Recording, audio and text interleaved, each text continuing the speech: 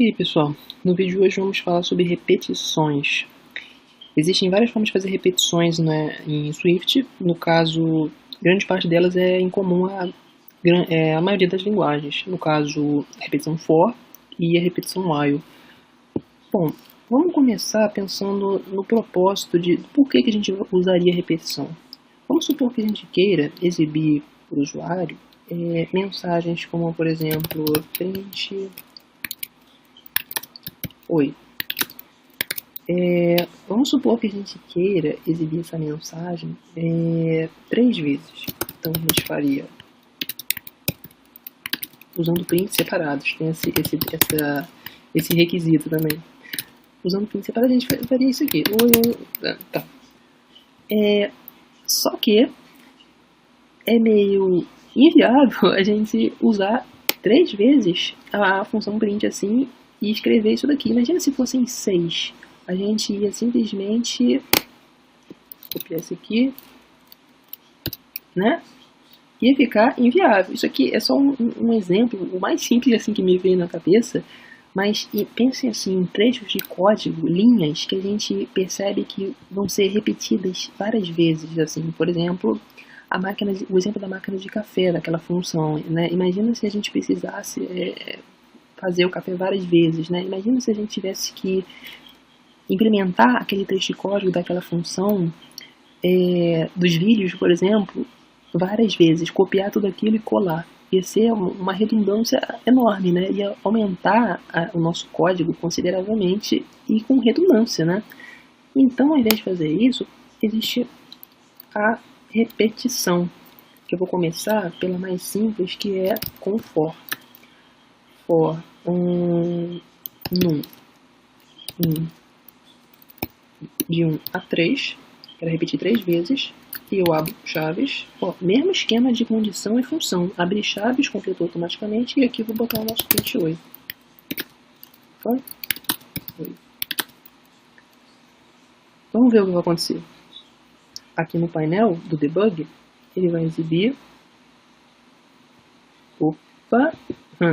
detalhe importantíssimo, em outras linguagens, como por exemplo Python, são 2 pontos, mas em Swift é necessário colocar 3 pontos para especificar um intervalo. Vamos ver aqui no painel de debug. Exibiu certinho 3 ois. E aqui no Playground, no painel da direita, ele nos informa 3 times. Essa mensagem exibida 3 times, para facilitar. Mas, detalhe, a gente não está usando essa variável daqui, né? A gente só está, o propósito aqui é só exibir mensagem 3 vezes. Então a gente pode omitir colocando um underline. Vamos ver se ele vai funcionar certinho. Ó. Exibiu 3 vezes da mesma forma e a gente omitiu uma variável daqui extra. Mas, e se a gente quisesse usar essa variável? Vamos supor que a gente quisesse exibir, por exemplo, o valor que essa variável... Porque isso aqui é um intervalo que ele está se repetindo. Quando a gente usa uma variável aqui, o que ele está fazendo? Ele está atribuindo essa variável num o valor de 1, depois o valor 2 e depois o valor 3. Intervalo fechado. Vamos fazer um teste exibindo o valor de 1 para ver o que acontece. A cada repetição, num assume o valor de 1, depois 2, depois 3. Entenderam? Por exemplo, um problema interessante, por exemplo, se a gente quiser descobrir quais são os números pares nesse intervalo de 1 a 10, como é que a gente faz isso? A gente bota uma condição. Se num o resto da divisão por 2 é 0, o que significa o resto da divisão ser 0? 10 dividido por 2, 5 e resta 0. Opa, então é um número par. 3 dividido por 2 dá 1, resta 1. Então não é par. Se não é par, é ímpar.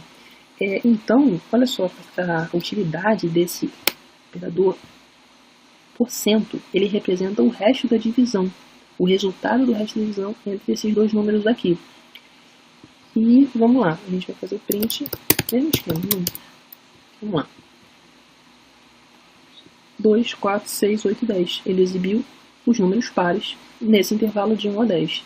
Mas vamos supor que a gente não queira ser de 1 a 10 cravado. A gente quer um número menor do que 10, que não inclua o extremo superior. Então, ó, detalhe, lembre-se disso, são sempre 3 pontos para representar um intervalo. Mas se a gente quer que omitir o último intervalo superior, a gente apaga um ponto e bota menor. Então ele vai desconsiderar o 10. O intervalo vai ser de 1 até 9. Vamos ver se vai dar certo. 2, 4, 6, 8. Ele omitiu 10, porque omitimos o intervalo superior. Detalhe, e se a gente quisesse fazer uma repetição no esquema 21, 3 pontos aqui. É sempre bom deixar uma margem para facilitar a visualização do seu código. Ele vai exibir de 1 a 10, beleza. E se a gente quisesse fazer uma repetição inversa, de 10 até 1, como é que a gente faria isso? O jeito mais simples é a gente colocando esse intervalo entre parênteses e usando reversed. Ó, ele já reconheceu aqui o reverse, apertei tab, ele completou pra gente. Isso daqui é um método que ele recebe um intervalo, um range, que é chamado em inglês, um intervalo, e existe um método que eu vou falar sobre a diferença entre métodos e funções no vídeo posterior, mas a gente acessa métodos usando o operador ponto. A gente usa ponto e o método é como se fosse exatamente uma função mesmo. Reverse. O que aconteceu? Ele inverteu. Ele primeiro executa de 10 e vai decrementando até 1. Entendeu? A facilidade que é usar repetição seria 1000 vezes pior se a gente tivesse que fazer na mão essa soma, o exibir mesmo trecho de códigos várias repetidas vezes. E existe uma outra repetição com o while, que é da mesma forma, só que a diferença do while é que a gente tem que declarar a variável, por exemplo, var_num igual a 1. Enquanto, vamos supor que a gente queira até 10. Enquanto 1 for menor do que menor ou igual a 10, ó, é exatamente a condição que a gente fez lá no vídeo de condição de if e else if. Enquanto o número for menor que 10, eu quero exibir ele na tela, print num, e detalhe, se isso aqui acontecer, ele vai ser exibido para sempre. Tá vendo que o Xcode está exibindo aqui para sempre, piscando, piscando, piscando, para sempre, vai ficar aqui rodando infinitamente. Mas a gente não quer isso, a gente quer que o num seja atualizado. Lembra que o for ele atualiza para a gente automaticamente o nosso valor do intervalo? Aqui não, aqui a gente tem que fazer manualmente, num igual a num mais 1. Aí, a cada repetição, ele exibe o valor e faz um acréscimo de uma unidade.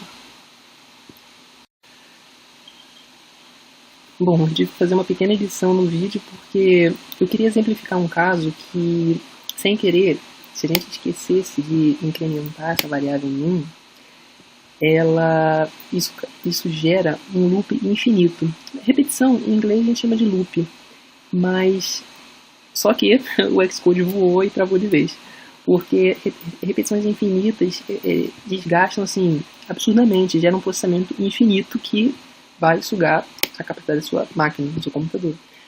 Então, isso é um exemplo que, para vocês, justamente uma lição, para vocês não passarem por isso, vocês evitem isso a total custo. Quando vocês usarem o while e vocês quiserem fazer uma repetição, se a repetição começa de 1 e eu quero que ela repita enquanto for o número vale menor ou igual a 10, e aqui eu estou falando simplesmente exibindo valor, não podemos esquecer de jeito nenhum de fazer o acréscimo dessa variável. Num é 1, da primeira vez que ele rodar, ele vai exibir o num, que vale 1, e vai fazer num igual a num mais 1.